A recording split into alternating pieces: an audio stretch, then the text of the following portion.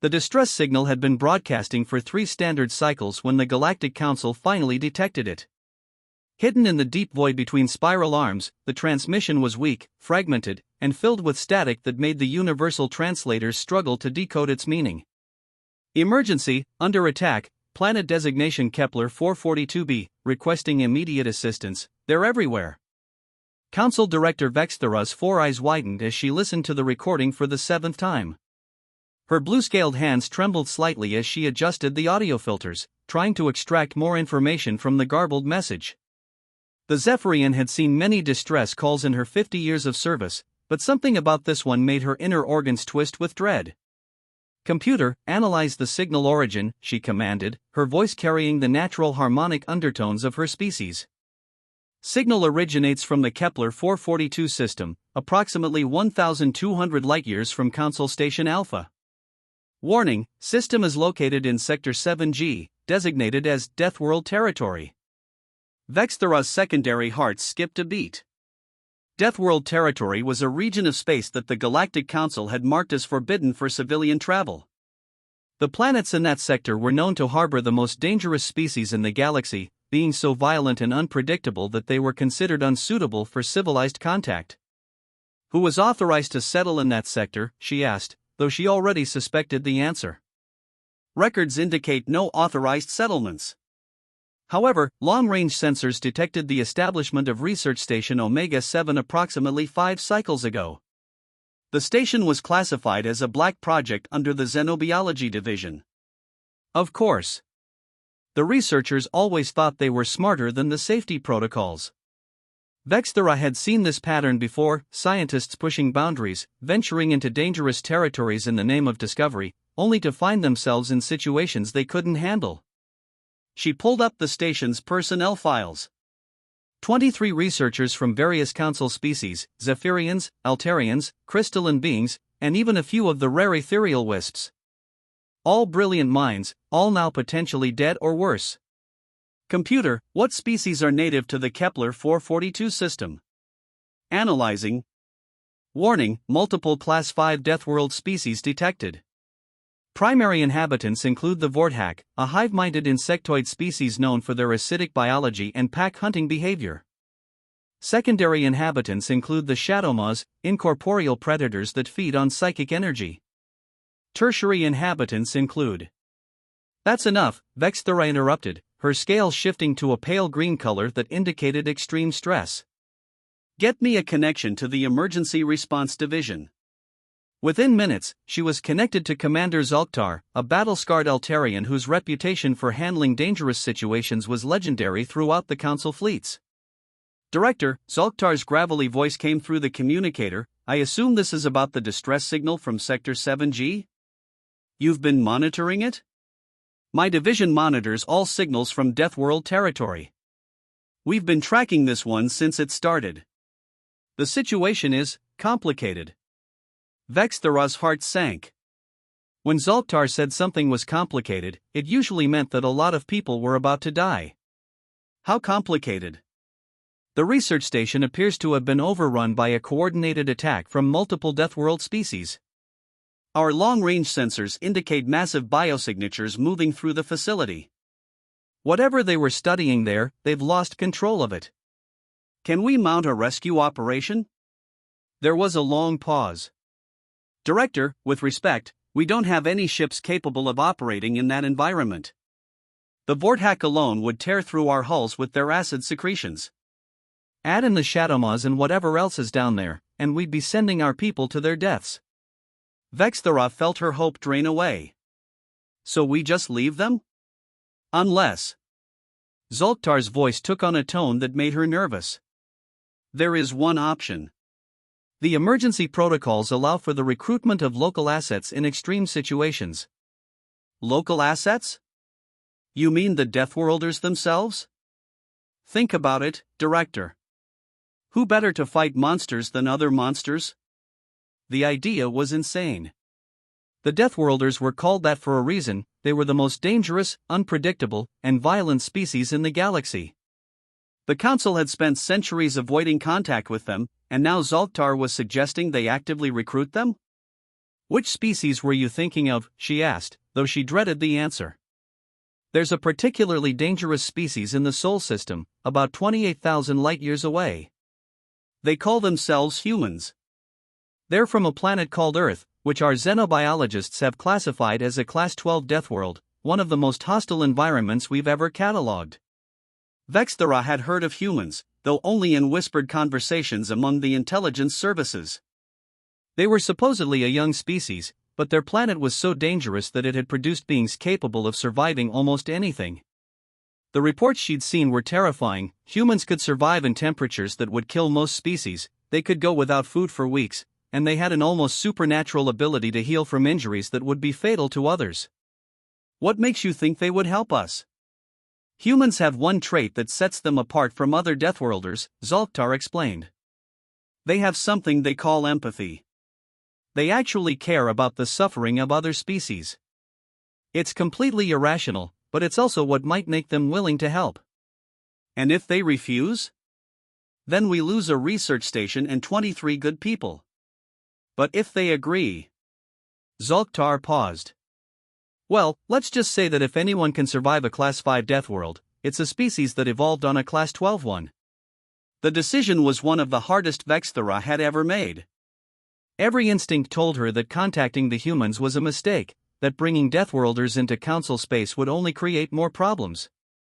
But the alternative was condemning 23 people to death. Send the message, she said finally. But make it clear that this is a desperate measure. We don't want them to think we're weak. Understood, Director. I'll craft the message personally. 2 hours later, the message was transmitted toward the Sol system.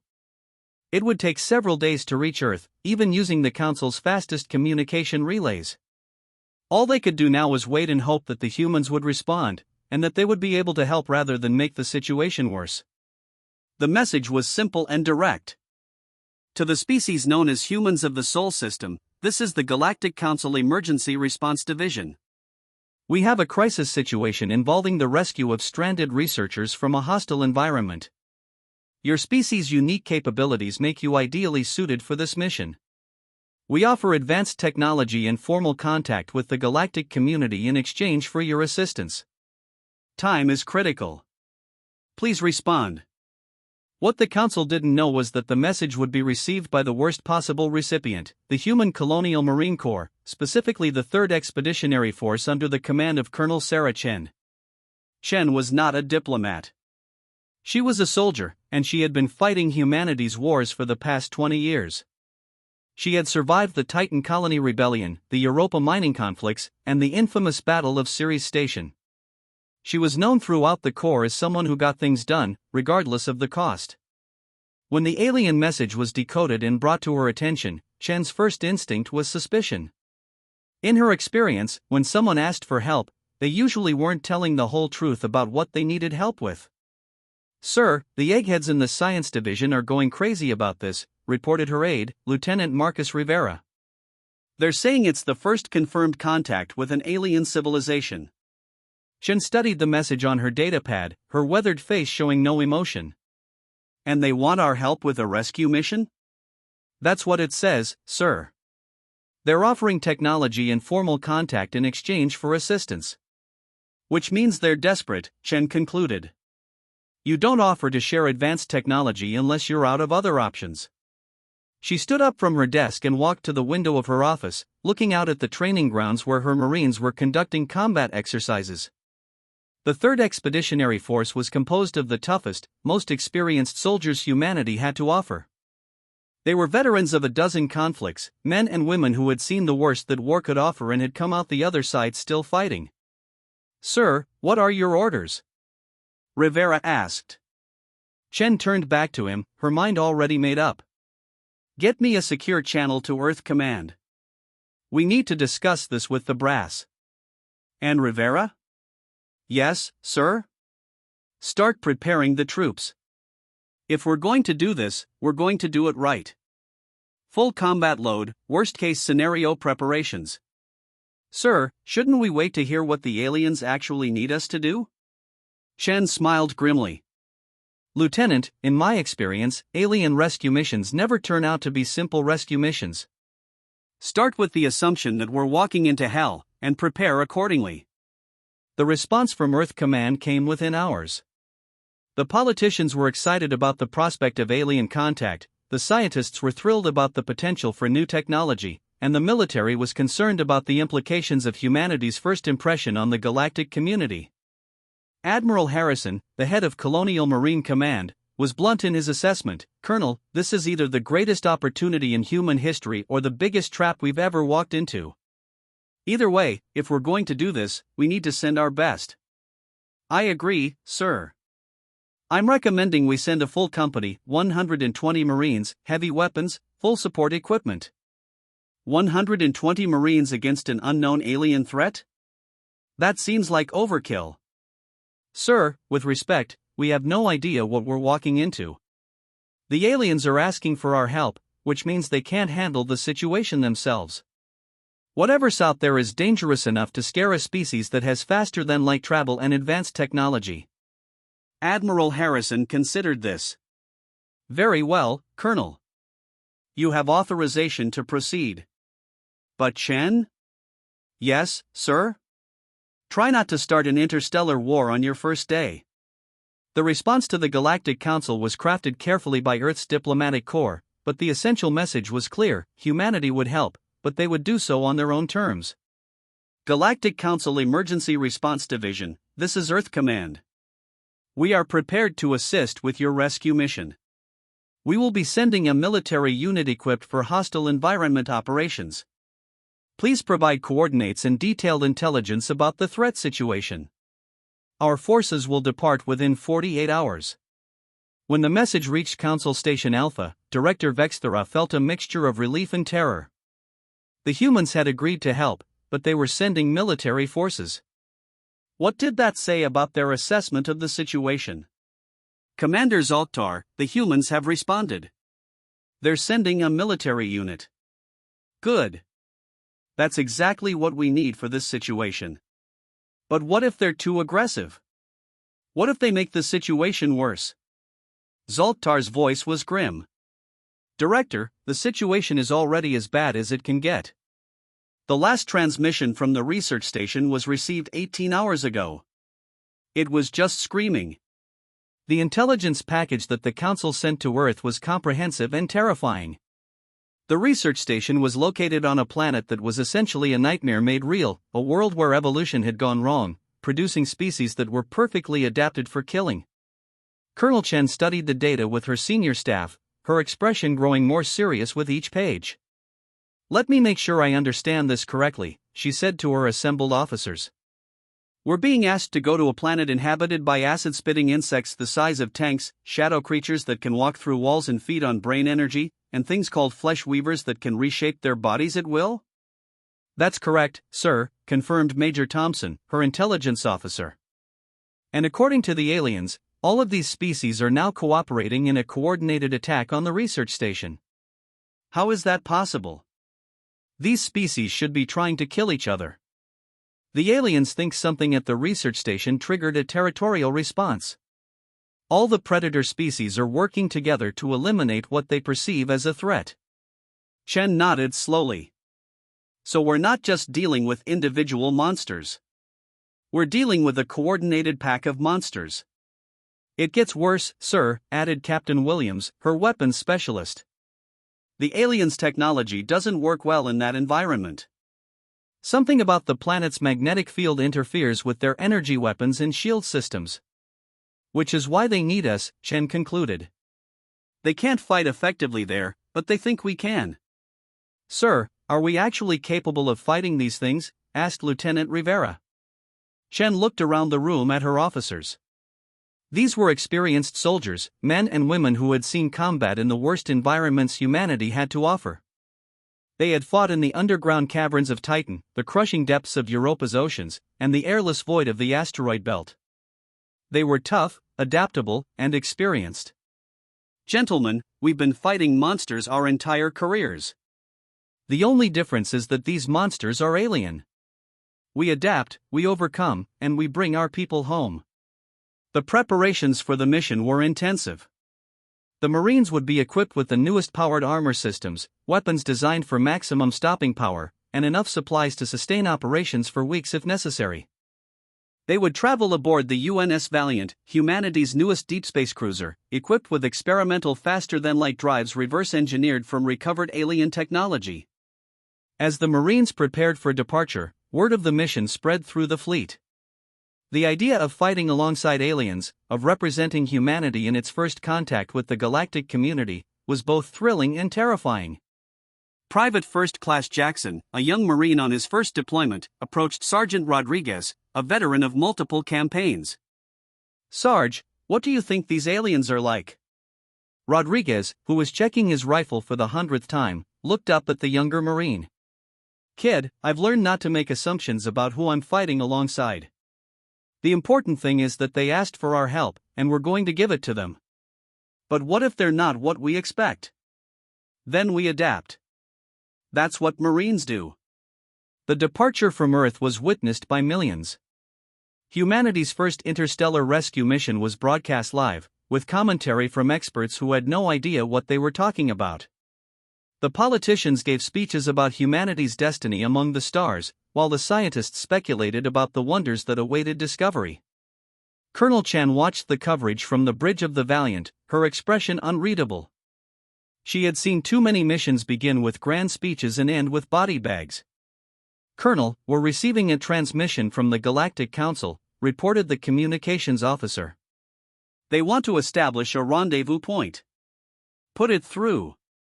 The alien voice that came through the speakers was oddly melodic, with harmonic overtones that made the words sound like music. "Human vessel, this is Council Ship Harmony. We are honored by your response to our request for assistance. This is Colonel Chen of the Human Colonial Marines. We're prepared to proceed with the rescue mission. What's our current intelligence on the target? The situation has deteriorated since our last communication. We have lost all contact with the research station. Long-range sensors indicate massive biological activity throughout the facility." Chen felt a chill run down her spine. "Are you telling me that the people we're supposed to rescue are already dead?" We do not know. It is possible that some survivors remain in secured areas of the station. But Colonel, you should know that this mission is now more dangerous than we initially indicated." "How much more dangerous?" "The biological readings suggest that the attacking species have not just overrun the station, they appear to have claimed it as territory. They are now defending it as their nest." Chen closed her eyes for a moment, processing this information. They weren't just going to rescue some stranded researchers. They were going to assault a fortified position defended by alien monsters. "Understood, Council Ship Harmony. We'll proceed as planned. But I want you to know that if we're walking into a trap, there will be consequences." "Colonel, we would never deliberately mislead you. We are desperate, and we are trusting you with the lives of our people." "Then let's go get them." The journey to the Kepler 442 system took 3 days using the combined human and alien faster-than-light technology. During the trip, Chen used the time to prepare her troops and study every piece of intelligence about their target. The planet was designated as Kepler 442b, a world slightly larger than Earth but with a similar atmospheric composition. What made it dangerous wasn't the environment, it was the life that had evolved there. Every species on the planet was a predator, and they had been competing with each other for millions of years, creating an evolutionary arms race that had produced some of the most dangerous creatures in the galaxy. "The Vorthak are the primary threat," Chen explained to her assembled company. "They're insectoid, about the size of a small vehicle, and they spit acid that can eat through most materials. They hunt in groups and they're smart enough to use tactics." She activated a holographic display showing the alien creatures. The Vorthak looked like a cross between a praying mantis and a tank, with 6 legs, 4 arms, and a head that was mostly mouth filled with razor-sharp teeth. The Shadowmaws are a different type of threat. They're incorporeal, they can phase through solid matter, and they feed on psychic energy. Our scientists think they'll be attracted to high levels of brain activity, so anyone doing complex thinking becomes a target. The next hologram showed something that looked like a living shadow with too many eyes and tentacles made of darkness. The flesh weavers are probably the most dangerous. They can reshape their bodies at will, adapting to any threat. They're also intelligent enough to learn from their mistakes, so tactics that work once may not work twice. This creature was the most disturbing, looking like a mass of organic material that constantly shifted and changed shape. Our job is to get into the research station, find any survivors, and get them out. We will not attempt to clear the planet of hostiles, that's not our mission. We get in, we get our people, and we get out. Sergeant Rodriguez raised his hand. Sir, what about the aliens who asked for our help? Are we working with them? The Council species will provide fire support and extraction, but they've admitted that their technology doesn't work well in this environment. We'll be operating independently once we're on the ground. So we're on our own, commented Private Jackson. We're always on our own, kid, Rodriguez replied. That's why we're Marines. When the Valiant dropped out of faster-than-light travel at the edge of the Kepler 442 system, the crew got their first look at their destination. The planet was a swirling mass of green and brown, with storm systems that looked like they could tear apart a small moon. Jesus, whispered the navigation officer. That place looks like hell. It's about to get worse, Chen replied, studying the sensor readings. I'm seeing massive biological signatures all over the planet. These things aren't just in the research station, they're everywhere. The Council ship Harmony was waiting for them in orbit, a sleek vessel that looked like it had been grown rather than built. Its surface was covered in organic curves and patterns that seemed to shift in the light. Human vessel, this is Captain Vorthe K of the Harmony. We are reading your arrival. Captain, this is Colonel Chen. What's the current situation on the surface? We have been monitoring the research station continuously. The biological signatures have increased by approximately 300% since we sent our distress call. Whatever is down there, it's multiplying. Chen studied the tactical display. The research station was located in a valley surrounded by dense jungle, with only one clear landing zone about 10 kilometers away. The route to the station would take them through terrain that was almost certainly crawling with hostiles. Captain, can your ship provide fire support? Limited support only. The planet's magnetic field interferes with our targeting systems. We can provide area bombardment, but precision strikes are not possible. Understood. We'll handle the precision work ourselves. Chen turned to her staff. Gentlemen, we're looking at a 10-kilometer approach through hostile territory to reach a target that's been overrun by unknown numbers of alien predators. Any questions? Major Thompson raised his hand. Sir, what are the rules of engagement? Anything that's not obviously a Council species researcher is a hostile. We shoot first and ask questions later. Sir, what about prisoners? Chen considered this. If we encounter intelligent hostiles who attempt to communicate, we'll try to avoid killing them unnecessarily. But our priority is the rescue mission. We don't risk Marines to capture specimens. The insertion plan was straightforward but dangerous. The Marines would drop in using atmospheric insertion pods, landing in the clearing 10 kilometers from the research station. They would then move through the jungle in 2 columns, with heavy weapons teams providing overwatch. Remember, Chen told her troops as they prepared for the drop, we're not trying to win a war down there. We're trying to save lives. Stay focused, stay alert, and bring each other home. The drop was unlike anything the Marines had experienced before. The planet's atmosphere was thick and humid, filled with spores and particles that made their air filters work overtime. The jungle canopy was so dense that it was almost dark at ground level, despite the fact that it was supposed to be midday. This place smells like death, commented Private Jackson as he checked his equipment. It smells like dinner, replied Sergeant Rodriguez. And we're probably on the menu. The first sign of trouble came within minutes of landing. The jungle around them was too quiet. On Earth, a jungle would be filled with the sounds of insects, birds, and small animals. Here, there was only silence. Something's wrong, Chen said into her radio. This place should be crawling with life, but I'm not hearing anything. Maybe the big predators scared off all the small ones, suggested Major Thompson. Or maybe the big predators ate all the small ones, Chen replied grimly. The first attack came 2 hours into their march. The Marines were moving through a particularly dense section of jungle when the trees around them exploded into motion. Vorthak, dozens of them, erupted from concealed positions and charged the human formation. "Contact front," shouted Rodriguez, opening fire with his assault rifle. The high-velocity rounds tore into the lead Vorthak, but the creature kept coming, acid spraying from its mouth as it died. The Marines reacted with the trained precision of veterans. Squad automatic weapons opened up, creating fields of fire that cut down the charging aliens. Grenade launchers fired high-explosive rounds that shredded multiple targets at once. But the Vorthak were smart. They had studied the Marines' approach and had chosen their ambush site carefully. While the main force attacked from the front, smaller groups flanked the humans from both sides.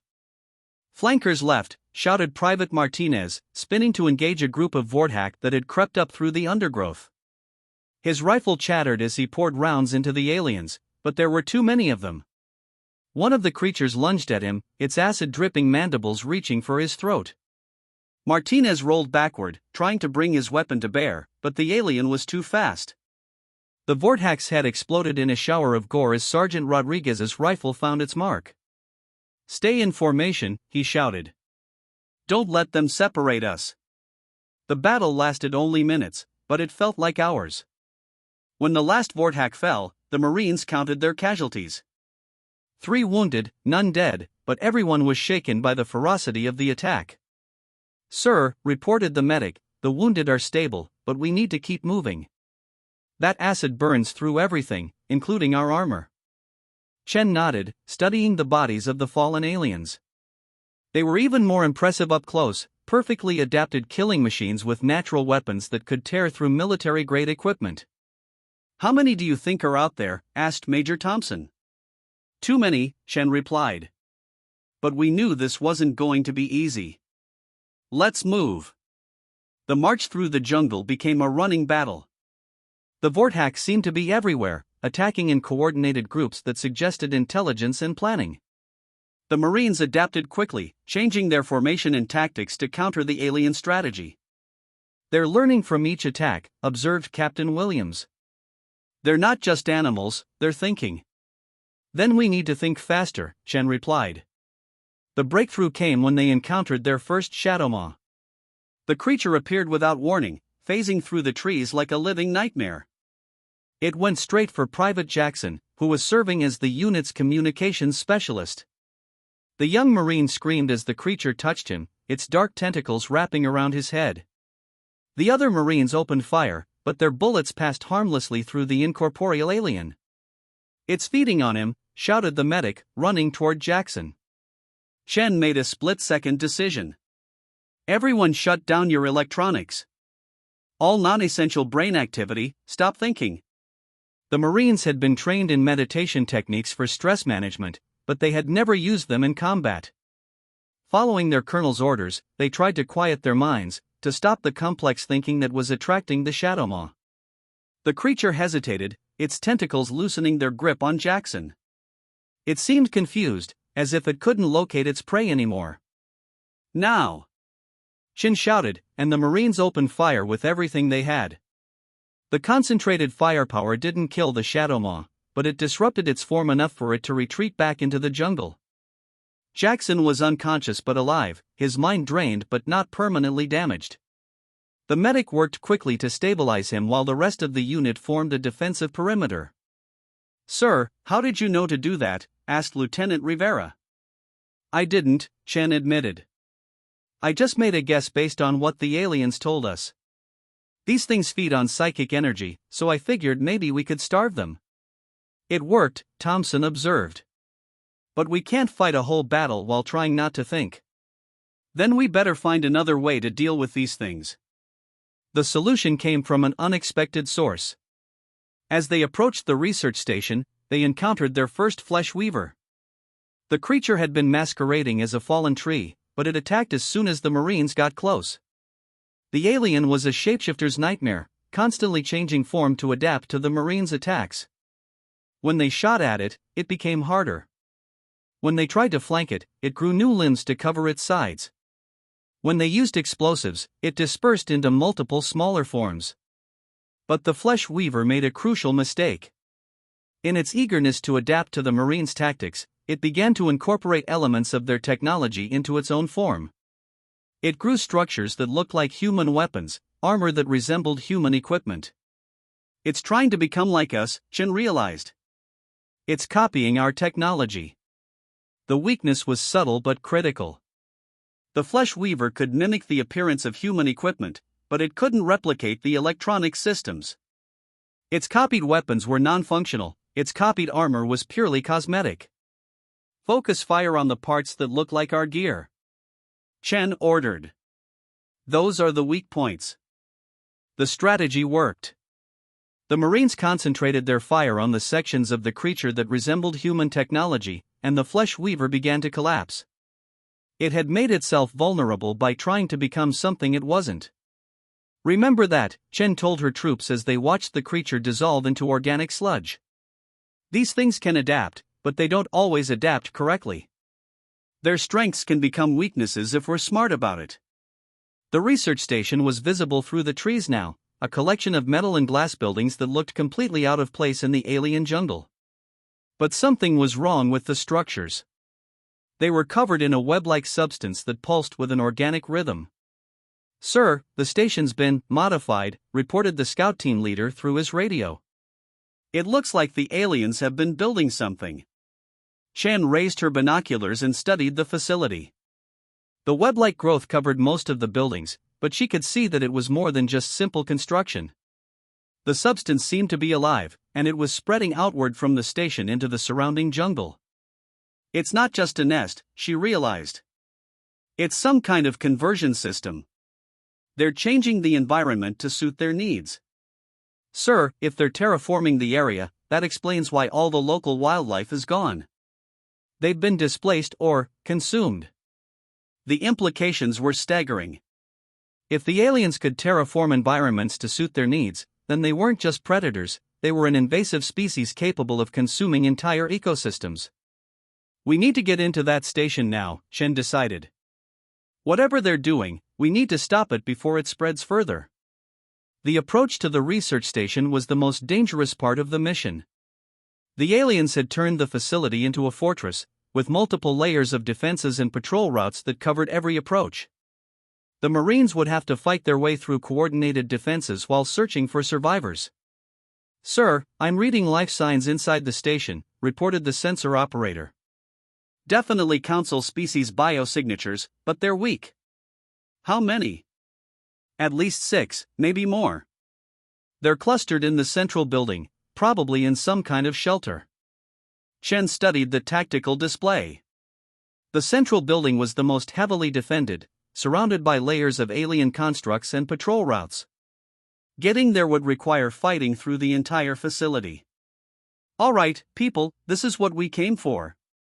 Two-pronged assault, Alpha Company takes the east approach, Bravo Company takes the west. Heavy weapons teams provide overwatch from the ridgeline. We go in hard and fast, no stopping until we reach the survivors." The assault on the research station was like something out of a nightmare. The Marines advanced through a landscape that had been transformed into an alien hellscape, fighting creatures that seemed to pour from every building and crevice. The Vortak had established firing positions throughout the facility, spitting acid at the advancing humans while their Shadow Maw allies phased through walls to attack from unexpected angles. The Flesh Weavers had created traps and obstacles that adapted to the Marines' tactics in real time. "This is like fighting a living building," shouted Sergeant Rodriguez as he led his squad through a corridor that kept changing configuration. "The walls are trying to kill us." The Marines adapted with the flexibility that had made them legendary. When the corridor shifted, they blasted new passages through the walls. When the aliens tried to flank them, they created new defensive positions from the debris. When their standard tactics failed, they improvised new ones on the spot. Private Jackson, recovered from his encounter with the Shadow Maw, proved that human adaptability was more than just military training. When his squad encountered a group of Flesh Weavers that had mimicked the appearance of fallen Marines, he noticed that the copies were too perfect. Real Marines don't look that good after a firefight, he observed, opening fire on the aliens. These things don't understand that we're supposed to be dirty and beat up. The breakthrough came when Captain Williams discovered that the aliens' terraforming system had a central control point. The web-like growth that covered the station was actually a single organism, and it could be damaged by attacking its nerve centers. Sir, if we can take out the control nodes, we can shut down their entire defense system, he reported to Chen. Where are the nodes? There's one in each major building, but the primary node is in the central structure, right where the survivors are located. Chen realized that this was no coincidence. The aliens had placed their most important asset in the same location as their hostages. They were using the Council researchers as human shields. Can we disable the nodes without destroying the building? Maybe, but it would require precision shots in a high-stress environment. And we'd have to fight our way through the heaviest defenses to get there. Then that's what we'll do. The assault on the central building was the climax of the entire mission. The Marines fought their way through layers of alien defenses, each one more dangerous than the last. The Vorthack had created kill zones that channeled the humans into areas where they could be attacked from multiple angles. The Shadowmaws had learned to coordinate their attacks, draining the Marines' mental energy systematically. The Flesh Weavers had created mimics of the Marines' own equipment, turning their strengths against them. But the Marines had something the aliens didn't expect, the ability to think beyond their programming. When the situation became impossible, they changed the rules. Sir, we can't fight our way through the front entrance, reported Major Thompson. They've got it locked down too tight. Then we don't use the front entrance, Chen replied. She looked up at the building's structure, noting the organic webbing that covered its surface. We go through the roof. The assault from above caught the aliens by surprise. The Marines rappelled down from their transport helicopter, crashing through the building's skylight and into the central chamber where the survivors were being held. The scene that greeted them was beyond their worst expectations. The Council researchers were trapped in organic cocoons that were slowly digesting them, keeping them alive while harvesting their knowledge and memories. The aliens weren't just holding them hostage, they were consuming them. Get them out of there! Chen shouted, while her Marines engaged the aliens that were guarding the chamber. The battle in the central chamber was chaotic and desperate. The aliens threw everything they had at the Marines, while the humans fought to free the trapped researchers. The room filled with acid spray, psychic energy, and the sounds of inhuman screaming. But the Marines had one advantage that the aliens couldn't counter: they cared about the people they were trying to save. Every shot they fired was aimed with the knowledge that missing could mean the death of an innocent person. Every move they made was calculated to minimize harm to the hostages. Got one, shouted the medic as he cut open a cocoon and pulled out a barely conscious Zephyrian researcher. She's alive, but barely.